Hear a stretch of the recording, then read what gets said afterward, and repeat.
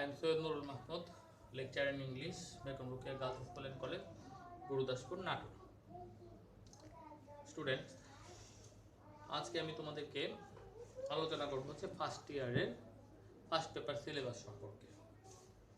ঠিক আছে? আচ্ছা, you will know that there are 3 passages in the first paper and it is thin passage. Clear? আচ্ছা, according to first passage there are 2 questions. One is multiple choice,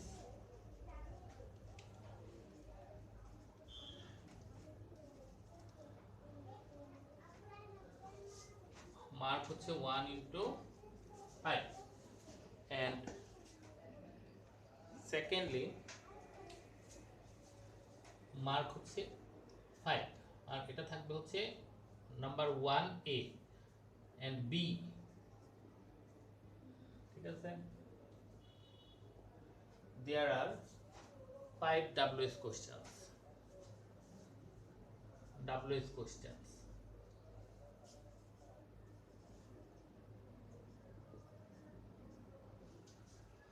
Each question has 2 mark.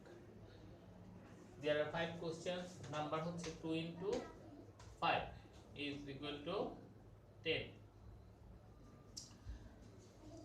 আচ্ছা, এখানে তোমাদের খেয়াল করতে হবে, প্যাসেজটা ভালো করে বুঝতে হবে।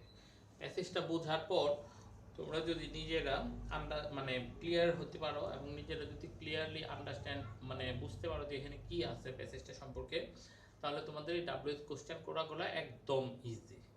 ঠিক আছে? আর ম্যাক্সিমাম কোশ্চেন অ্যান্সারগুলো আমাদের ফার্স্ট প্যাসেজের মধ্যেই থাকে। তাহলে ক্লিয়ার? এখানে হচ্ছে আমাদের ফার্স্ট প্যাসেজে 2টা কোশ্চেন থাকবে। নাম্বার 1A মাল্টিপল চয়েস, এখানে হচ্ছে 5 marks. Number 2 WS question, mark হচ্ছে প্রত্যেকটা প্রশ্নের মার্ক হচ্ছে 2 করে, তাহলে 5 দুগুণে 10। আচ্ছা, নাম্বার 2, হ্যাঁ, অ্যানাদার প্যাসেজ। আচ্ছা, এখানে থাকবে হচ্ছে আমাদের তোমাদের এই কোশ্চেনটা হচ্ছে নতুন, যারা 9 10 পড়ে আসছো তাদের জন্য সম্পূর্ণ এটা নতুন একটা কোশ্চেন। সেটা হচ্ছে আমাদের ফ্লো চার্ট। ফ্লো চার্ট মানে তোমাকে আসতে হবে কি ধারাবাহিকভাবে। আর এখানে লেখা থাকবে, একটা প্যাসেজ দেওয়া থাকবে, second passage, based on your reading of the passage. কিভাবে থাকবে? Read the following passage and make a flow chart showing the cause of suppose. যে কোনো একটা প্রশ্ন আছে। আচ্ছা, এখানে বলতে হচ্ছে read the following passage and make a flow chart. আর এখানে আমাদের তোমাদের ধরা একদম সহজ, যেখানে আমার শোয়িং দেয়া থাকবে, এই শোয়িং এর পরের অংশটুকু হচ্ছে আমার প্রশ্ন। যারা এই বুঝতে পারবে তারা এখানে একেবারে ইজি। আমাদের এখানে 5টা প্রশ্নের উত্তর করতে হবে। 5টা প্রশ্নের মধ্যে আমার মার্ক হচ্ছে এক একটাতে 2 করে, তাহলে 5টাতে মার্ক হচ্ছে আমার 10। ঠিক আছে? আচ্ছা, এখানে কি হবে জানো? তোমাদের একটা কোশ্চেন অ্যান্সার দেয়া থাকবে। সাপোজ একটা প্যাসেজ আছে, ধরো একটা স্ট্রিট চাইল্ড, একটা প্যাসেজ আছে, সাপোজ ধরো তোমাদের প্যাসেজটার মধ্যে দেওয়া আছে আমেরিকো, একটা স্ট্রিট চাইল্ড, তার লাইফস্টাইল সম্পর্কে দেওয়া আছে। কিন্তু এখানে তো তোমার প্রশ্ন করলো এরকম, প্যাসেজের মধ্যে ধরো আমাদের সম্পূর্ণ ডিটেইলস যে আমাদের উত্তরটা চাইলো সেটা নাই, কিন্তু এখানে দেওয়া আছে একটা প্যাসেজ পড়ার পর আমরা কি বুঝতে পারলাম, শোয়িং। এখানে যদি দেওয়া থাকে the মিজারিজ of a street child, suppose ধরো কথার কথা তোমার এই মিজারিজ গুলো আমার প্যাসেজের মধ্যে নাই, তবু তোমার কি করতে হবে, এটা নিজে থেকে তোমাকে বুঝতে হবে যে পথ শিশুর দুর্দশাগুলো, সাফারিংস গুলো, এই সাফারিংস গুলো তুমি যদি একটা একটা ছোট ছোট পয়েন্ট আকারে করতে পারো, তবুও একটা পয়েন্টের জন্য অন্তত 2 মার্ক। আর এখানে তোমার খেয়াল করতে হবে যে হচ্ছে এটা ক্লু আকারেও থাকতে পারে, তারপরে হচ্ছে আমার এই ফ্রেজ আকারেও থাকতে পারে, জিরান্ড আকারেও থাকতে পারে। ঠিক আছে? তাহলে আমরা কি করব, এখানে আমাদের বুঝতে হবে যে প্রশ্নের উত্তরটা যেভাবে বক্সের মধ্যে প্রথম প্রশ্নটা দেওয়া আছে আমাদের সেভাবে উত্তরগুলো করতে হবে। সাপোজ কি বললাম, যে showing the মিজারিজ of a street child. আচ্ছা, ফার্স্ট বক্সে সাপোজ ধরো দেয়া আছে হোমলেস, আচ্ছা, হোমলেস। হোমলেস মানে তো আমরা সবাই জানি গৃহহীন। এখন এখানে অ্যানসারটা আমরা কিভাবে করব? প্রশ্নের মধ্যে দেয়া থাকবে এরকম পাশাপাশি 5টা বক্স দেয়া থাকবে, ঠিক আছে? 5টা বক্স দেয়া থাকবে। পরীক্ষার খাতায় তুমি কি করবে, এভাবে পাশাপাশি না করে তুমি বক্সগুলা একেবারে সোজা নিচে নিচে সাজাবে। হলো, একটা ঘর দেওয়া আছে ধরো এখানে হোমলেস।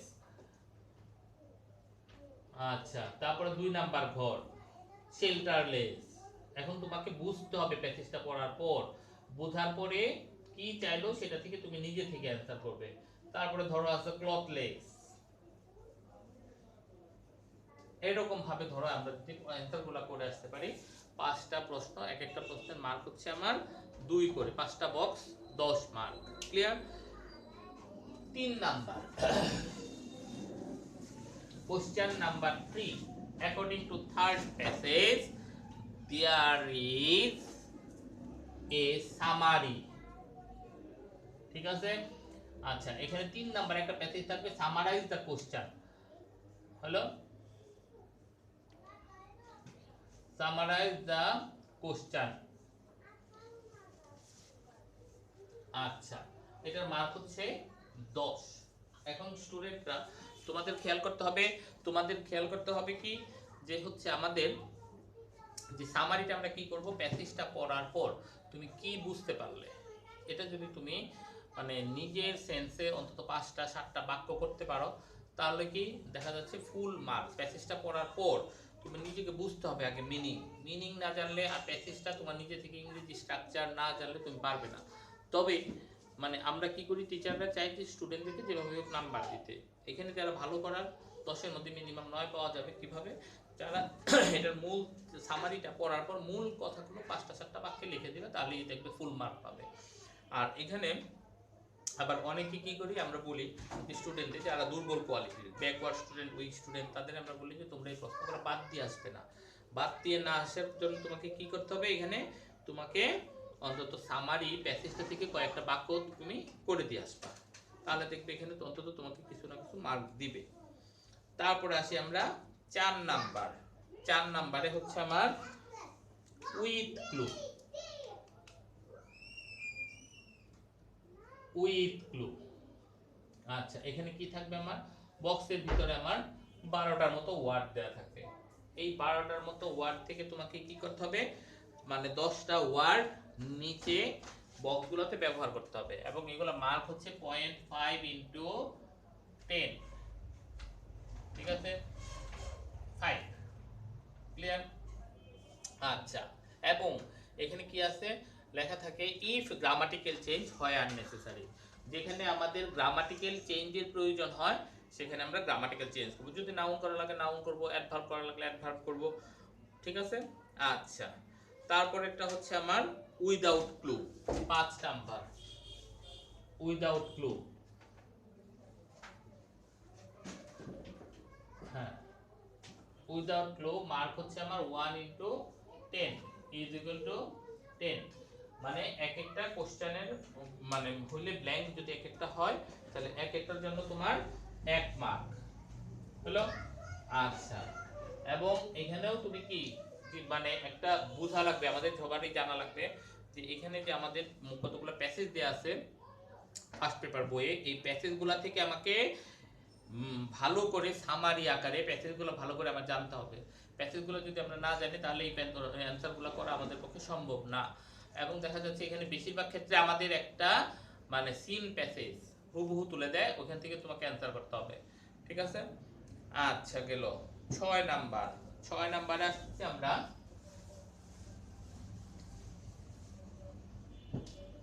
Question number 6। এখানে হচ্ছে রিঅ্যারেঞ্জ। ক্লিয়ার?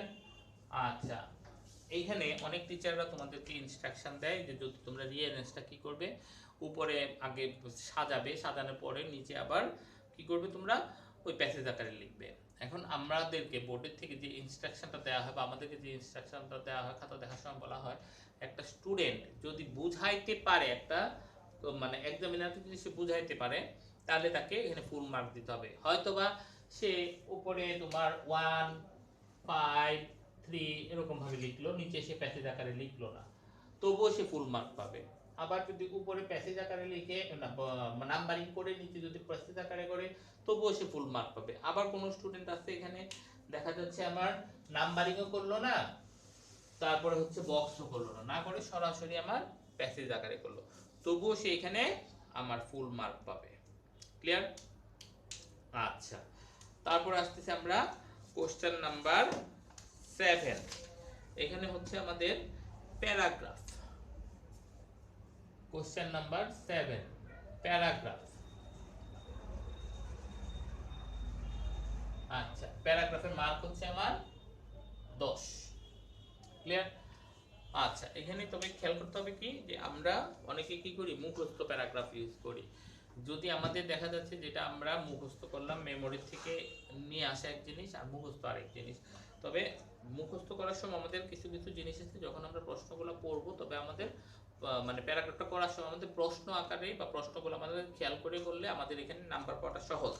আর এখানে হচ্ছে সমসাময়িক কিছু ঘটনা দিয়ে দেয় বা প্যাসেজ, ফার্স্ট পেপারে প্যাসেজ আছে, প্যাসেজগুলো ভালো করে পড়বে, ওই প্যাসেজ থেকে অনেক সময় এখানে প্যারাগ্রাফ দিয়ে দেয়। ক্লিয়ার? এবং তোমার কি ফুল মার্ক পাওয়ার জন্য এই প্রশ্নগুলোর উত্তর ভালো করে খেয়াল করতে হবে। আর কি এক বাক্যে যদি আমি একটা প্রশ্নের উত্তর করি তাহলে তো হবে না, তোমার কি করতে হবে প্রশ্নের সাথে সিমিলার অন্তত 2-3টা বাক্য তোমার ইনক্লুড করতে হবে। হলো? আচ্ছা, তারপর আসছে আমরা question number 8। Question number 8 story writing. Story writing, তোমরা আগে স্টোরি রাইটিং করেছো, এখানে মার্ক ছিল হচ্ছে আমার 10। আচ্ছা, আর এখন দেখা যাচ্ছে আমার স্টোরি রাইটিং এ মার্ক হচ্ছে 5। ও না সরি 7। স্টোরি রাইটিং এ মার্ক হচ্ছে আমার 7। ঠিক আছে? আচ্ছা, এখানে কি করতে হবে, যদি দেখা যাচ্ছে আনসিন দিয়ে দেয় তাহলে তোমাদের নিজেদের থেকে কিছু না কিছু বাক্য করতে হবে, তবে meaningful sentence meaningful word use করবে, তাহলে এখানে মোটামুটি মার্ক পাবে। আচ্ছা, তারপরে আসি আমরা হচ্ছে কোশ্চেন নাম্বার 9। কোশ্চেন নাম্বার 9 এখানে আমার থাকবে কি হচ্ছে ইমেইল। হ্যালো, এটার মার্ক হচ্ছে 5। আচ্ছা, ইমেইল তোমরা 6, 7, 8, 9, 10 সব ক্লাসেই পড়ে আসছো, এবং সেই আগে যে ইমেলগুলো আছে ওই ইমেলগুলো এখন ইমেল। তবে এই ইমেলগুলো করার সময় তোমার খেয়াল করতে হবে যে ফ্রম আর টু মানে কে লিখছে কার কাছে লিখছে, এই জিনিসটা স্টুডেন্টরা কি করে অনেক সময় গুলিয়ে ফেলে। এবং এখানে দেখা যাচ্ছে যদি আমাদের ফ্রম আর টু যদি মিল না থাকে তাহলে আমরা নাম্বার শুধু মাঝখানের অংশটা যদি খেয়াল করি মার্ক দিই আমরা 2, 1 এরকম মার্ক দিই। তবে যারা দেখা যাচ্ছে উপরের ফ্রম আর টু হেডিংটা ঠিক রেখে নিচেরগুলো যদি কেউ ঠিক করতে পারে তাহলে এখানে সে মোটামুটি 5-এর ভিতর 4, 4.5 এরকম মার্ক পায়। হলো? আর আরেকটা জিনিস তোমরা বিশেষ করে খেয়াল করবে যে ইমেলগুলো তোমরা চেষ্টা করবে অন্তত 1 পাতার মধ্যে লিখতে। হলো? আচ্ছা, এবার আসতেছে আমরা হচ্ছে কোশ্চেন নাম্বার 10। কোশ্চেন নাম্বার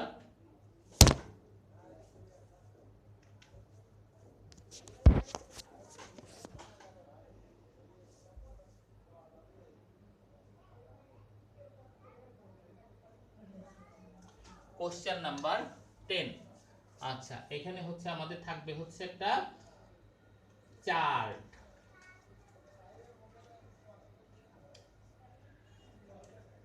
ঠিক আছে? আচ্ছা, এটা তোমরা 19এও করেছো। চার্টে মার্ক পাওয়া একেবারে সহজ। তোমরা আগে এখানে খেয়াল করো যে হচ্ছে চার্ট, এখানে গ্রাফ চার্টও আসতে পারে, পাই চার্টও আসতে পারে। হলো? তোমরা দেখবে যে হচ্ছে চার্টটা বেশিরভাগ ক্ষেত্রে এখানে প্রশ্নের মধ্যে সম্পূর্ণটা দেয়াই থাকে। যেমন দেয়া আছে কি the chart below shows the sources of air pollution in a city. Describe the chart in 150 words. You should highlight and summarize the information given in the chart. এখানে কি সামারাইজ মানে সামারি আকারে করতে হবে, এবং এখানে কি করা আছে তোমার মানে যে জিনিসটা চাইছে তোমার সেটাকে কি হাইলাইট করা লাগবে বা এই জিনিসটাকে তোমার ভালো করে উঠাতে হবে। আচ্ছা, এবং দেখা যাচ্ছে এখানকার ওই যে চার্টের মধ্যে বিশেষ করে দেখা যাচ্ছে আমার এই ধরো একটা পাই চার্ট আসলো। হলো? আচ্ছা, তাহলে আমরা কি করব এখানে আমাদের বেশিরভাগ ক্ষেত্রে খেয়াল করতে হবে যে হাইলাইট করা, এখানে শুধু আমাদের ইনক্রিজ ডিক্রিজ হলো, মানে বৃদ্ধি পাওয়া কমে যাওয়া, এই জিনিসগুলো আমাদের ভালো করে খেয়াল করতে হবে। তারপরে হচ্ছে আবার কখনো কখনো বেড়ে যাওয়া, ঠিক আছে। এই জিনিসগুলো যদি তোমরা ভালো করে করতে পারো তাহলে এখানে মানে ইয়ের ভিতরে চার্টের মধ্যে 10-এর মধ্যে 8-9 পাবে হলো। আচ্ছা এখানে কি করবে জানো, এই যে ঘরগুলো আছে, ধরো দেয়া আছে একটা ফ্যামিলির সোর্স অফ ইনকাম, এত পার্সেন্ট কামস ফ্রম হিয়ার, এত পার্সেন্ট কামস ফ্রম ধরো মিলস, এত পার্সেন্ট কামস ফ্রম বিজনেস, ঠিক আছে গেল। তাহলে highest income comes from dash and lowest income comes from this, বাস শেষ, ক্লিয়ার হচ্ছে। আচ্ছা তারপর আসতেছে আমরা হচ্ছে 11 নাম্বার। 11 নাম্বারে থাকে হচ্ছে আমাদের একটা থিম। এই জিনিসটা হচ্ছে তোমাদের যারা ফার্স্ট ইয়ারে পড়ছো তাদের জন্য ফুললি একেবারে নতুন একটা জিনিস, তবে একেবারে সহজ একটা জিনিস। এখানে আমাদের বিশেষ করে খেয়াল করতে হবে যে আমাদের ফার্স্ট পেপার বইয়ের ভিতরে এখানে কি 10-12টা কবিতা আছে, পোয়েম দেওয়া আছে হলো। ওই পোয়েমগুলার কি আমার সারাংশ লিখতে হবে। তোমরা বাংলায় যেমন সারাংশ লিখেছো, যেমন বহুদিন ধরে বহু দেশ বহু ক্রোশ ধরে বহু দেশ ঘুরে দেখিতে গিয়েছি, পর্বতমালা দেখিতে গিয়েছি সিন্ধু, এরকম ধরো একটা কবিতা ছিল। আর ওইটারে তোমরা কি করছো, ওই ইয়েটা পড়ার পর তোমরা 3টা বা 4টা বাক্যে ওই কথাগুলো মানে এই পুরা সারমর্মটা লিখে দিছো। এই যে থিম, এটা হচ্ছে সারমর্ম বা সারাংশ হলো। তার মানে কি কবিতাটা বোঝার পর তোমার কি করতে হবে, এখানে মানে হাইলাইট করতে হবে তোমার কবিতার মধ্যে কি বুঝাইতে চাইছে। তুমি যদি ওই কথাগুলা অন্তত আমাদের এভাবেও বলা হয় যে একটা স্টুডেন্ট অন্তত 2টা বা একটা ওয়ার্ডের মাধ্যমেও যদি সে বুঝাইতে পারে যে এখানে কবিতাটার মধ্যে এই বোঝানো হয়েছে, তবুও তাকে নাম্বার দিতে হবে। আবার দেখা যাচ্ছে আমরা কি করি, যারা একটু ভালো স্টুডেন্ট তাদেরকে আমরা খেয়াল করি যে সে মানে ডিটেলস বা থিমটা ঠিক মতো করলো কিনা। যদি তার দেখা যাচ্ছে সে মূল কথাটা লিখতে পারে, সাপোজ ধরো এখানে একটা থিম আছে, আমি একটু বলি। এই যে I will arise and go now and go to Innisfree and the small cabin built there of clay and wattle made. 9 bean rows will I have there, a hive for the honey bee, ঠিক আছে, and live alone in the bee loud glade, and I shall have some peach there, for peach comes dropping slow, ঠিক আছে। আচ্ছা এখানে আবার বলতে কি বোঝানো হয়েছে যে হচ্ছে যে এই কবিতাটার মাধ্যমে কবি বুঝাতে যাচ্ছে যে হচ্ছে আমরা কি করতে চাই, উই ওয়ান্ট টু রেস্কিউ, বা অথবা বলতে পারি we want to get relief from the chaos or noise from city life, ঠিক আছে। City life is full of noise and confusion, there is no peace, ঠিক আছে। Then the poet tells us if we want to get a peaceful life we should go in the lap of Innisfree, মানে কবি বলছে যে এই কবিতার মধ্যে এই কথা বলছে যে হচ্ছে আমাদের শহরের জীবনটা গোলমাল কোলাহলে পরিপূর্ণ। আর কবি বলতেছে কেউ যদি শহরের এই গোলমাল কোলাহল থেকে মুক্তি পেতে যাও তাহলে তোমাদের কি করতে হবে, যে হচ্ছে ইনস্প্রি নদীর কাছে আসতে হবে, কারণ সেখানে কি কোনো শত্রু নেই, প্রকৃতি হচ্ছে এখানে একটা আমাদেরকে সুন্দর আভা দান করে, শুধুমাত্র শীতকাল একটা বড় বাধা এখানকার, ঠিক আছে। তাহলে স্টুডেন্টস তোমরা ফার্স্ট পেপার সিলেবাস সম্পর্কে মোটামুটি ক্লিয়ার।